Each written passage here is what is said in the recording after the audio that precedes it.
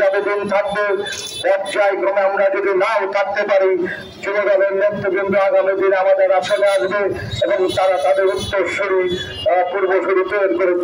উত্তরসূরি তৈরি করে যাবে, যাতে ভবিষ্যতে যুবদলের এই ধারাবাহিকতা থাকে। আমি ধন্যবাদ দিতে চাই ঈশ্বরদীপুর এবং থানা যুবদলের সকল নেতৃবৃন্দ অক্লান্ত পরিশ্রমের মধ্য দিয়ে আজকের এই সুন্দর একটি দিন আমাদের মাঝে উপহার দিয়েছে এবং তারা, আমি দেখতে পেয়েছি রেলগেট থেকে আলহাজ পর্যন্ত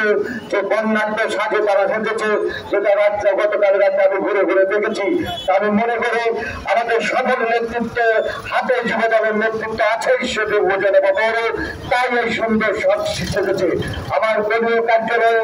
আমরা সামনে দাঁড়িয়ে আপনাদেরকে বলতে চাই, বাংলাদেশ জাতীয়তাবাদী দল, যুবদল, ছাত্রদল, স্বেচ্ছাসেবক দল এবং সকল অঙ্গ সহযোগী সংগঠন আগামী দিন এদেশ তারেক জিয়ার এই দেশ বিনির্মাণে আমরা সবাই ঐক্যবদ্ধভাবে এই দেশ গড়ব এবং জাতীয়তাবাদী দলের শক্তিশালী হাতকে আরো শক্তিশালী করে এবং আগামী দিনে ঈশ্বরী হাত করে আর ধানের শীষের চাকারিয়া পার্টির থেকে মনোনয়ন নিয়ে এসে তাকে যদি দল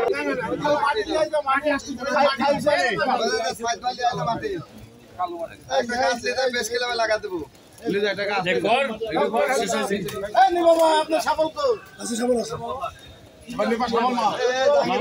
আপনার